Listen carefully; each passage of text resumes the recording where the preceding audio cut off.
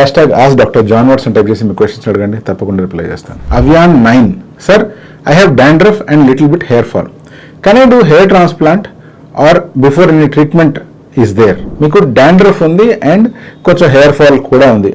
So మీరు అడుగుతున్న ప్రశ్న ఏంటి అంటే, మీరు ట్రీట్మెంట్ తీసుకొని తర్వాత ట్రాన్స్ప్లాంట్ చేయించుకోవాలా, లేకపోతే అలాగే ట్రాన్స్ప్లాంట్ చేయించేసుకోవచ్చా అని. మొదటిదిగా మీరు క్లియర్ అవ్వాల్సిన పాయింట్ ఒకటి ఉంది. అదేంటి అంటే, మీకు నిజంగా బాల్నెస్ ఉందా లేదా అనేది. ఒకవేళ మీకే కనుక సింపుల్ హెయిర్ ఫాల్ ఉండి డాండ్రఫ్ ఉంది అనుకోండి, అటువంటప్పుడు మీకు ట్రాన్స్ప్లాంట్ అసలు అవసరమే లేదు. డాండ్రఫ్ని ఫస్ట్ ట్రీట్ చేసి దాని తర్వాత మీ హెయిర్ ఫాల్ని ట్రీట్ చేసుకుంటే ఆటోమేటిక్గా మళ్ళీ మీ హెయిర్ గ్రోత్ అనేది అవుతుంది, దాంతోపాటు మీ డాండ్రఫ్ కూడా క్లియర్ అవుతుంది. సో ఈ ఈక్వేషన్లో ట్రాన్స్ప్లాంటేషన్కి తావే లేదు.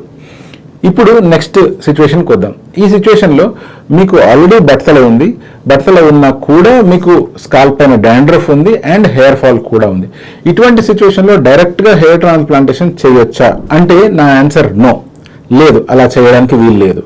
ఎందుకంటే డాండ్రఫ్ ఉన్నప్పుడు ఆల్రెడీ ఒక సివియర్ ఇన్ఫ్లమేటరీ కండిషన్ స్కాల్ప్ మీద ఉంది. హెయిర్ ఫాల్ జరుగుతున్నప్పుడు ఆల్రెడీ మీరు ఒక ప్రాసెస్ ఆఫ్ హెయిర్ ఫాల్లో ఉన్నారు. ఇటువంటప్పుడు హెయిర్ ట్రాన్స్ప్లాంటేషన్ చేయడం మంచిది కాదు. ఇమీడియట్గా ఫస్ట్ చేయాల్సింది మీ డాండ్రఫ్కి ట్రీట్మెంట్ ఇవ్వడం, దాన్ని కంట్రోల్ చేసుకోవడం. అది కంట్రోల్ అయిన తర్వాత నెక్స్ట్ మీ హెయిర్ ఫాల్ని కూడా ట్రీట్ చేయాలి. మీ హెయిర్ ఫాల్ ఎప్పుడైతే కంట్రోల్లోకి వస్తుందో దాని తర్వాత ట్రాన్స్ప్లాంటేషన్ చేస్తే మంచిది. లేదా డాండ్రఫ్ని ట్రీట్ చేసిన తర్వాత ట్రాన్స్ప్లాంట్తో పాటు హెయిర్ ఫాల్కి సంబంధించిన మెడికేషన్ కూడా మీరు వాడడానికి అలవాటు చేసుకోవాలి. అప్పుడే మీకు ప్రాపర్ రిజల్ట్స్ అనేటువంటివి వస్తాయి.